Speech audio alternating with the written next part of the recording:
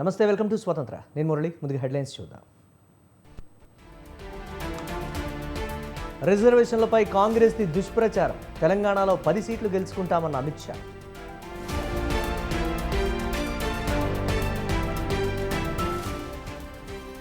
రాజ్యాంగాన్ని మారుస్తామని బీజేపీ నేతలు చెప్తున్నారు. 2 సిద్ధాంతాల మధ్య ఎన్నికలు జరుగుతున్నాయన్న రాహుల్.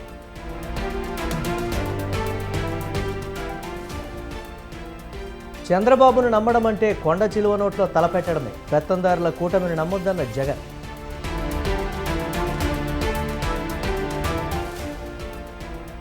అధికారంలోకి వచ్చాక తొలి సంతకం మెగా డిఎస్సి పైనే. కురుక్షేత్ర యుద్ధంలో ధర్మం గెలవాలన్న బాబు.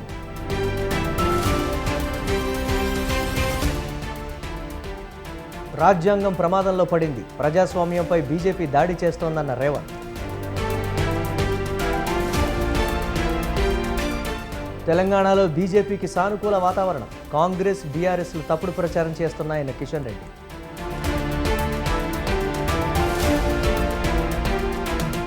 పద్మ అవార్డులు అందజేసిన రాష్ట్రపతి. విభూషణ్ అందుకున్న మెగాస్టార్.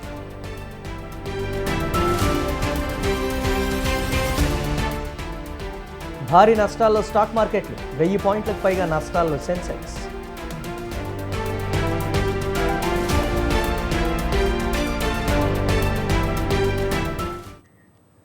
తెలంగాణలో 10 సీట్లకు పైగానే తాము గెలుస్తున్నామని కేంద్ర హోంమంత్రి అమిత్ షా అన్నారు. భువనగిరిలో జరిగిన సభలో అమిత్ షా ప్రసంగించారు.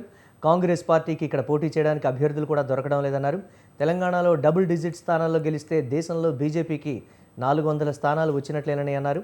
మోదీ అధికారంలోకి వస్తే రిజర్వేషన్లు రద్దు చేస్తారంటూ అసత్య ప్రచారాన్ని చేస్తూ ఎన్నికల్లో లబ్ధి పొందాలని చూస్తున్నారన్నారు.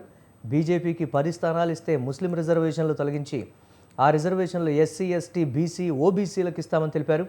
మోదీ గ్యారంటీలను తప్పనిసరిగా అమలు చేస్తామని తెలిపారు. రాహుల్ చెప్పే గ్యారంటీలు ఏమాత్రం పనికిరావని అన్నారు.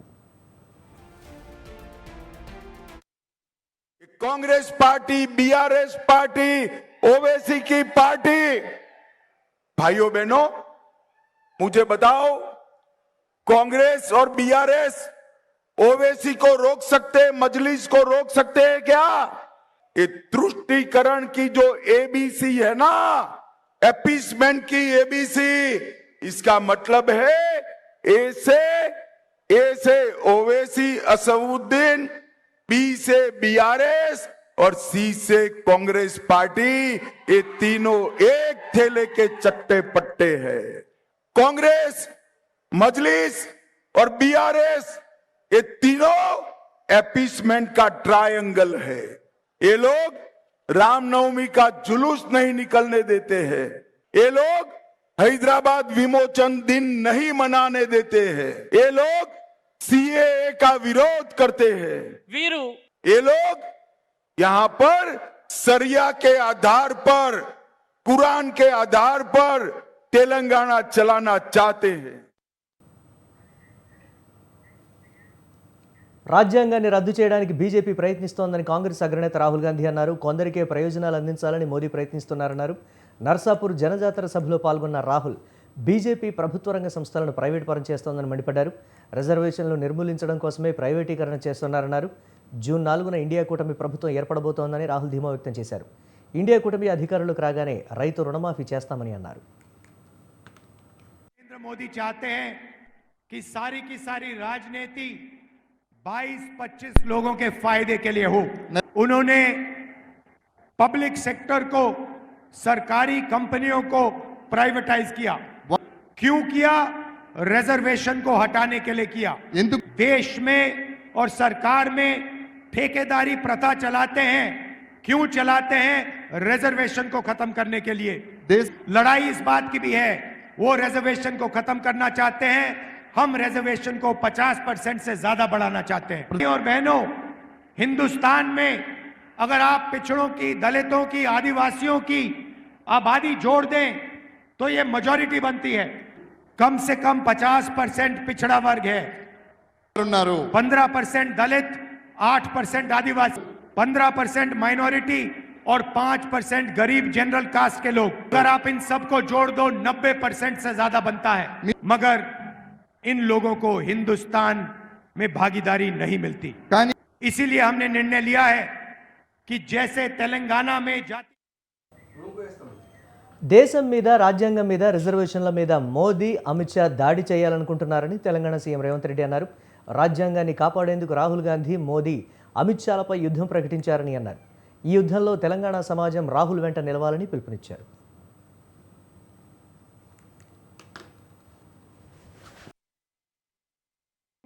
దేశం మీద, ఈ సమాజం మీద, ఈ రాజ్యాంగం మీద, ఈ రిజర్వేషన్ల మీద నరేంద్ర మోడీ, అమిత్ షా దాడి చేయాలని ఇవాళ కంకణ బద్దులై బయలుదేరి మళ్ళీ రాజ్యాంగం ఈరోజు ప్రమాదంలో పడ్డది.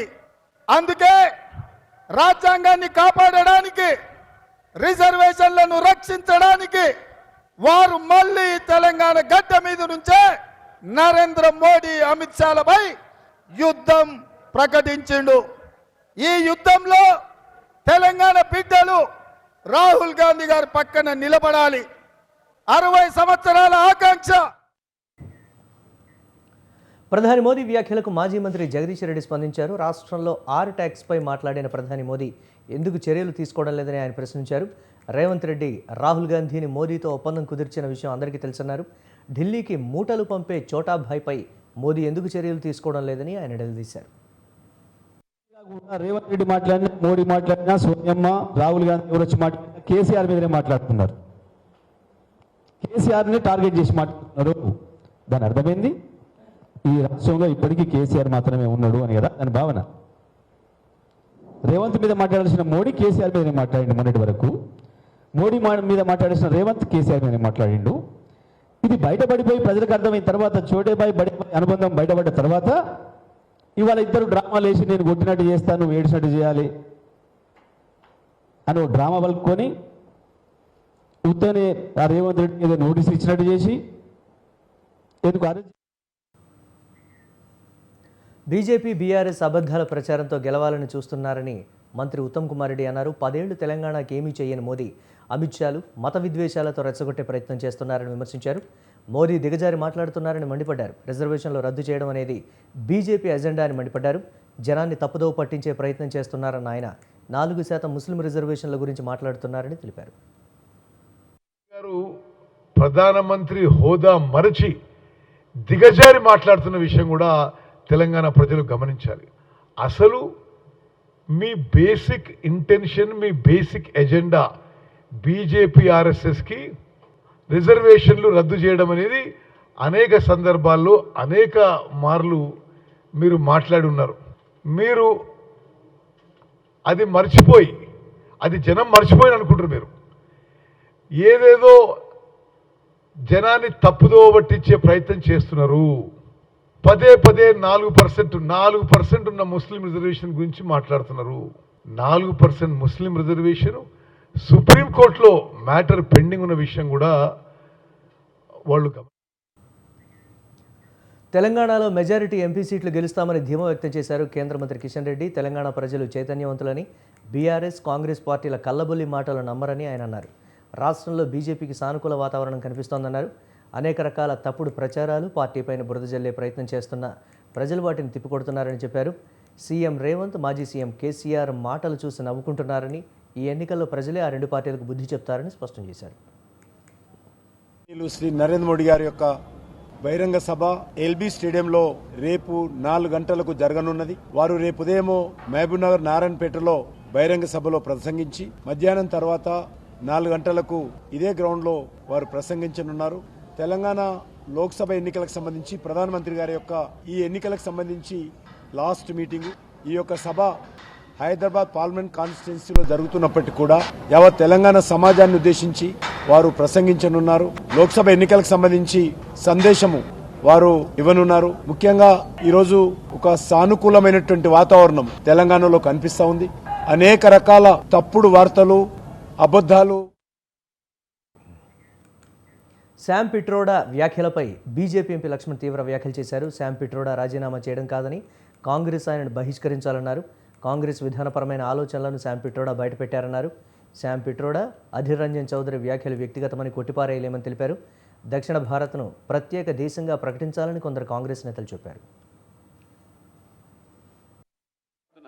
హేమంత్ కర్కరే ఉగ్రవాది దాడిలో చనిపోలేదని అంటే ఏ రకంగా చనిపోయాడు? మరి అంటే ఎవరిని నువ్వు శంకిస్తా ఉన్నావు? అంటే ఈ దేశ పోలీసుల మీద నువ్వు శంకిస్తున్నావే, ఉగ్రవాదికి ఊతమిచ్చే విధంగా మాట్లాడు, కసపు దాడిలో చనిపోలేదనేటువంటి కితాబిస్తా ఉన్నావంటే ఎవరికి నువ్వు వంత పాడుతున్నావు? పాకిస్తాన్కు వంత పాడుతున్నావా, లేదా ఇవాళ కసబ్కు నువ్వు ఉత్తాస పలుకుతా ఉన్నావా?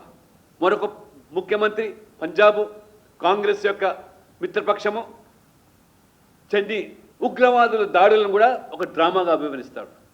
అంటే ప్రాణాలు కోల్పోయినటువంటి అమాయకులు పోలీసులు, వాళ్ళ మీద మీరు సానుభూతి వ్యక్తం చేసి 600 ముస్లింలకు రిజర్వేషన్లు ఉండి తీరాల్సిందేనని స్పష్టం చేశారు సీఎం జగన్. ముస్లింలకు మత ప్రాతిపదికన 4% రిజర్వేషన్లు ఇవ్వలేదని తెలిపారు. కర్నూలులో ఎన్నికల ప్రచారంలో పాల్గొన్న జగన్ రిజర్వేషన్ల అంశంపై కీలక వ్యాఖ్యలు చేశారు. ఎన్ఆర్సీ, సిఏఏ అంశాల్లో కూడా మైనారిటీలకు అండగా ఉంటామని హామీ ఇచ్చారు. మైనారిటీలపై చంద్రబాబు దొంగ ప్రేమ కురిపిస్తున్నారని మండిపడ్డారు. ముస్లిం రిజర్వేషన్లు రద్దు చేస్తామన్న బీజేపీతో చంద్రబాబు జతకట్టారని ఆగ్రహం వ్యక్తం చేశారు. ఎన్డీఏలో చంద్రబాబు ఎలా కొనసాగుతున్నారని ప్రశ్నించారు. కానీ చంద్రబాబు రాజకీయం ఊసరు వెళ్ళి రాజకీయం. ఆయన బాగా ముదిరిపోయిన తొండ. ఒక పక్క 4% ముస్లింల రిజర్వేషన్లను రద్దు చేస్తామని శపథం చేసిన బీజేపీ పార్టీతో ఈ చంద్రబాబు జత కడతాడు.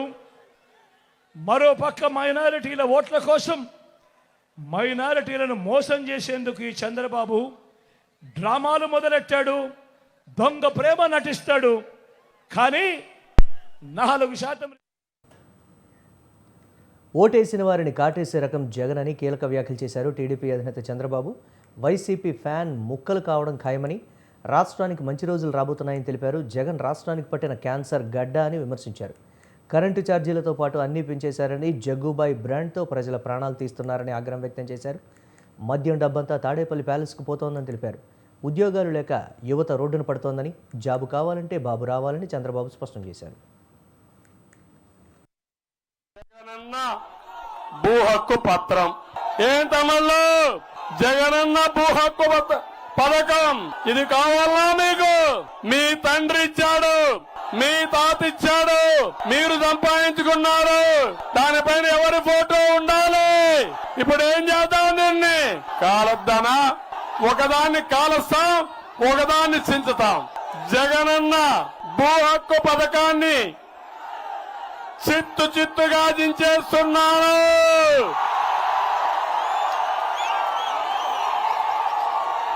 ఇప్పుడు చెత్తబుట్టలో బారేస్తున్నా. మీ భూమి కొట్టేస్తారంట, లేదు కొట్టేస్తున్నాడు. వాలంటీర్ల నియామకంతో ఏపీలో విప్లవాత్మక మార్పు జరిగిందని ప్రభుత్వ సలహాదారు సజ్జల రామకృష్ణారెడ్డి అన్నారు. సంక్షేమ పథకాలతో ప్రతి కుటుంబంలో వచ్చిన మార్పును గమనిస్తున్నామన్నారు. కరోనా సమయంలో వాలంటీర్లు అద్భుతమైన సేవలు అందించారన్నారు. 5 ఏళ్లలో జరిగిన అభివృద్ధిని ఎప్పటికప్పుడు ప్రజల ముందుంచుతున్నామన్నారు. రాష్ట్రంలో ఉన్న 1 కోటి కుటుంబాలను సొంత కాళ్లపై నిలబడేలా చేశామన్నారు సజ్జల. రాష్ట్ర ప్రజల ముందు ఈ 5 ఏళ్లలో 19లో అధికారంలోకి వచ్చాక జగన్మోహన్ రెడ్డి గారు, ఆయన ప్రభుత్వం, వైఎస్ఆర్సీపీ ప్రభుత్వం ఏమేం చేసింది రాష్ట్రం కోసం, రాష్ట్రం ఏ రకంగా సంక్షేమ రంగంలో కానీ అభివృద్ధి పరంగా కానీ ఎలా అభివృద్ధి చెందింది ఎప్పటికప్పుడు చెప్తూనే వస్తున్నాం. ప్రజల దృష్టిలో కూడా ఉంది. అసలు ఇక్కడ ఏమీ జరగలేదు, సంక్షేమము లేదు, అభివృద్ధి లేదు. సంక్షేమం ఉంటే అప్పులు చేసి రాష్ట్రాన్ని ముంచేసినారు, ఒక్కొక్కసారి అది ఏమీ లేదంటారు, లేదా సంక్షేమం కోసం రాష్ట్రాన్ని అప్పుల పాలు చేశారు. ఇంకోసారి చంద్రబాబు నాయుడు కానీ ఆయన మిత్రులు కానీ ఇంతకాలం చెప్తూ వచ్చారు. ఎన్నికల ప్రచారం అయిపోయింది. మా వైపు నుంచి జగన్మోహన్ రెడ్డి గారు గత 2 నెలలుగా ఎంపీగా అవినాష్ కడప స్టీల్ కోసం ఒక్క ఉద్యమం కూడా చేయలేదని మండిపడ్డారు. ఏపీ కాంగ్రెస్ అధ్యక్షురాలు వైఎస్ షర్మిల హత్యలు చేయడానికి అధికారం వాడుకుంటున్నారని ఆరోపించారు. పులివెందుల నియోజకవర్గంలో ఎన్నికల ప్రచారం నిర్వహించిన షర్మిల కడప ప్రజలు న్యాయాన్ని కల్పించాలని కోరారు. అవినాష్ నిందితుడని సిబిఐ ఆరోపణల ప్రకారమే మాట్లాడుతున్నామన్నారు. కాల్ రికార్డ్స్, గూగుల్ మ్యాప్స్ వంటి ఆధారాలన్నీ ఉన్నాయని షర్మిల చెప్పారు. ఇదే రాజశేఖర రెడ్డి బిడ్డ ఈరోజు జగన్మోహన్ రెడ్డి గారికి వ్యతిరేకంగా నిలబడింది. ఎందుకంటే వివేకానంద రెడ్డి గారి విషయంలో జగన్మోహన్ రెడ్డి గారు తీరని అన్యాయం చేస్తున్నారు కాబట్టి. హత్య జరిగిన రోజు పలానా వాళ్ళు చేయించారు అని మాకు కూడా తెలియదు. తెలుసుంటే ఆ రోజే చెప్పేవాళ్ళం. కానీ సిబిఐ ఎంక్వైరీ చేసిన తర్వాత సాక్ష్యాలు, ఆధారాలు, గూగుల్ టేక్అవుట్ మ్యాప్స్ అయితేనేమి, ఫోన్ కాల్ రికార్డ్స్ అయితేనేమి, డబ్బు లావాదేవీలు చేతులు మారడం అయితేనేమి, అన్ని సాక్ష్యాలు ఆధారాలు పెట్టి అవినాష్ రెడ్డి చెయ్యి ఉంది, హస్తం ఉంది అని చెప్పి అవినాష్ రెడ్డిని దోషిగా చేర్చింది సిబిఐ. మరి అలాంటి దోషికి జగన్మోహన్ రెడ్డి గారు ఎందుకు కాపాడుకుంటున్నారు? ఇప్పటికి 5 సంవత్సరాలైందే వివేకానంద రెడ్డి గారు చనిపోయి. మరి అలాంటప్పుడు ఆయనకు న్యాయం చేయాల్సిన బాధ్యత జగన్మోహన్ రెడ్డి గారికి లేదా? తండ్రి తర్వాత తండ్రంతటి వాడు వివేకానంద రెడ్డి గారు జగన్మోహన్ రెడ్డి గారికి. అలాంటి వివేకానంద రెడ్డి గారిని సొంత చిన్నాననే. మంత్రి బొత్స సత్యనారాయణపై బీజేపీ రాష్ట్ర అధ్యక్షురాలు దగ్గుబాటి పురంధేశ్వరి ఫైర్ అయ్యారు. పచ్చ కామెర్ల వారికి లోకమంతా పచ్చగానే కనిపిస్తుందని పురంధేశ్వరి అన్నారు. అవినీతి చేసేవారికి అంతా అవినీతిమయంగానే కనిపిస్తుందని పురంధేశ్వరి ఫైర్ అయ్యారు. బొత్స చేసిన వోక్స్ వ్యాగన్ స్కామ్ గురించి ప్రజలు ఇంకా మర్చిపోలేదన్నారు. విశాఖ రైల్వే జోన్కు రాష్ట్రం ఇచ్చిన భూమి అనువుగా లేదన్నారు. 100 కోట్లకు పైగా కేంద్రం రైల్వే జోన్కి ఇస్తూ ఉంటే ఎందుకు అందిపుచ్చుకోలేకపోయారని ప్రశ్నించారు. పసలేని ఆరోపణలు చేయడం ఎంతవరకు సమంజసమో ఆలోచించుకోవాలని హితవు పలికారు. ప్రధాని మోదీని విమర్శించే అర్హత బొత్సకు లేదని పురంధేశ్వరి తెలిపారు. బొత్స సత్యనారాయణ గారు ఈ మధ్యన నరేంద్ర మోడీ గారు చేసినటువంటి వ్యాఖ్యల్ని నేను తీవ్రంగా ఖండిస్తున్నాను. పచ్చకావర్లు వచ్చిన వారికి లోకమంతా పచ్చగా కనపడుతుంది అన్నట్లుగా అవినీతి చేసేవారికి ఏది ఎవరు ఎలా చేసినా కూడా దానిలో అవినీతి వెతకడం మీదే వారి సమయాన్నంతా కూడా కేటాయించడం జరుగుతుంది. బొత్స సత్యనారాయణ గారు వారి మంత్రిగా ఉన్నప్పుడు వోక్స్ వ్యాగన్కి సంబంధించినటువంటి చేసినటువంటి అవినీతిని ఎవరూ మర్చిపోలేదు అనేటువంటి విషయాన్ని వారికి గుర్తు చేస్తున్నాను. అదేవిధంగా రైల్వే జోన్కి సంబంధించి కూడా రైల్వే జోన్కి మేము అంకితమై లేము అనేటువంటి విషయం ఇవాళ నేను తీవ్రంగా ఖండిస్తున్నాను. ఎందుకంటే 2024 వరకు కూడా రైల్వే జోన్ కట్టడానికి అనువైనటువంటి. జనసేన అధినేత పవన్ కళ్యాణ్పై వైసీపీ నేత పోతిన మహేష్ సంచలన ఆరోపణలు చేశారు. పవన్ ఓ ప్యాకేజ్ స్టార్ అంటూ ఫైర్ అయ్యారు.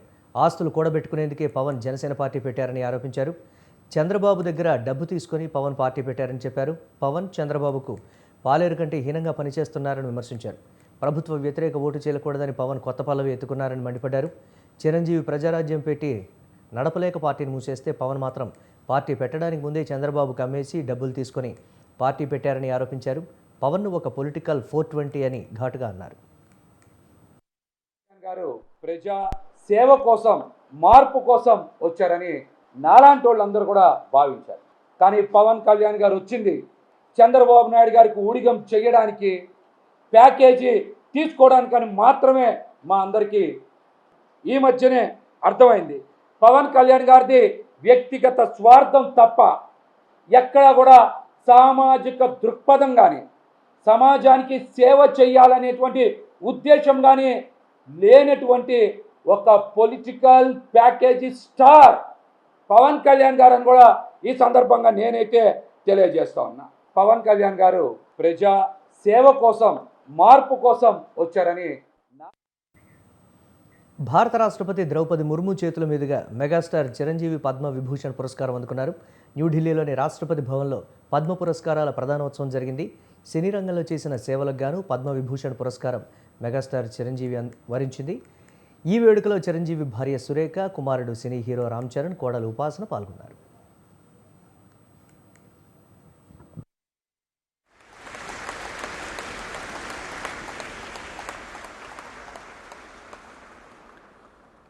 పద్మభూషణ్ శ్రీ రిపబ్లిక్ డే సందర్భంగా పద్మ అవార్డులను ప్రకటించింది కేంద్రం. దేశవ్యాప్తంగా 5గురికి పద్మ విభూషణ్, 17 మందికి పద్మభూషణ్ అవార్డులు, 110 మందికి పద్మశ్రీ పురస్కారాలు ప్రకటించారు. ఇందులో భాగంగా మెగాస్టార్ చిరంజీవికి భారతదేశ 2వ అత్యున్నత అవార్డు పద్మ విభూషణ్ ప్రకటించింది కేంద్ర ప్రభుత్వం.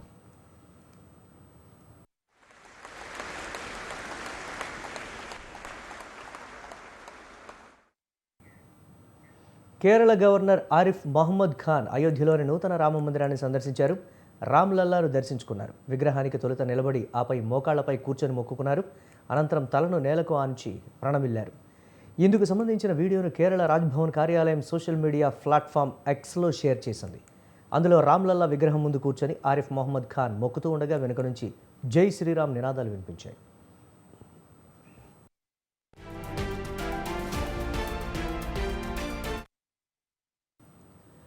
జనవరిలో 2 సార్లు అయోధ్యకు వచ్చానని దర్శనం అనంతరం కేరళ గవర్నర్ అన్నారు. ఆ రోజు కలిగిన భావనే నేడు కూడా కలిగిందన్నారు. అయోధ్యలో శ్రీరాముని దర్శించుకోవడం కేవలం సంతోషంగా ఉందని చెప్పారు.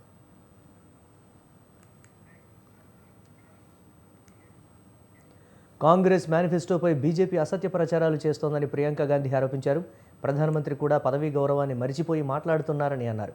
ఉత్తరప్రదేశ్లోని రాయ్బరేలీ నుంచి పోటీ చేస్తున్న రాహుల్కు మద్దతుగా ప్రచారం నిర్వహించిన ప్రియాంక వాస్తవ సమస్యల నుంచి ప్రజల దృష్టి మళ్లించేందుకే బీజేపీ నేతలు ఇష్టం వచ్చినట్టు మాట్లాడుతున్నారని విమర్శించారు. గత 10 ఏళ్లలో మోదీ ప్రభుత్వం చేసింది ఏమీ లేదన్నారు. ఏటా 2 కోట్ల ఉద్యోగాలు కల్పిస్తామని, నల్లధనం వెనక్కి తెస్తానని మాట మార్చారని అన్నారు. संसद से निकाला, प्रताड़ित किया, परिवार के सारे सदस्यों को उल्टा सीधा बोला।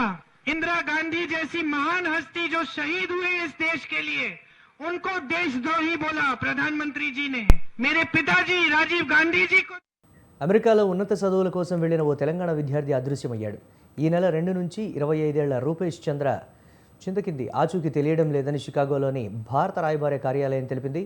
రూపేష్ జాడ కనిపెట్టేందుకు స్థానిక పోలీసులతో పాటు ప్రవాస భారతీయులతో నిరంతరం సంప్రదింపులు జరుపుతున్నట్లు పేర్కొంది. మరోవైపు ఈ విషయంలో తమకు సహకరించాలని పోలీసులు సైతం స్థానికులను కోరారు.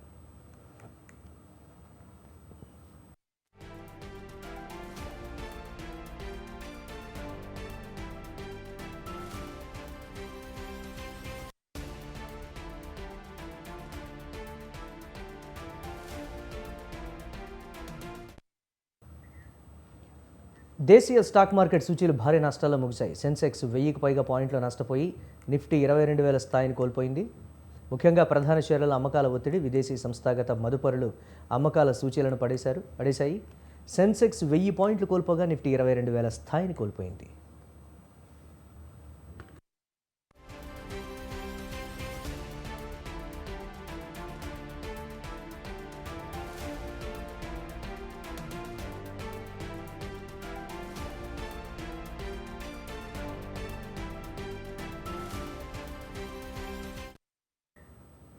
ఇవి ఇప్పటివరకున్న అప్డేట్స్. కీప్ వాచింగ్ స్వతంత్ర.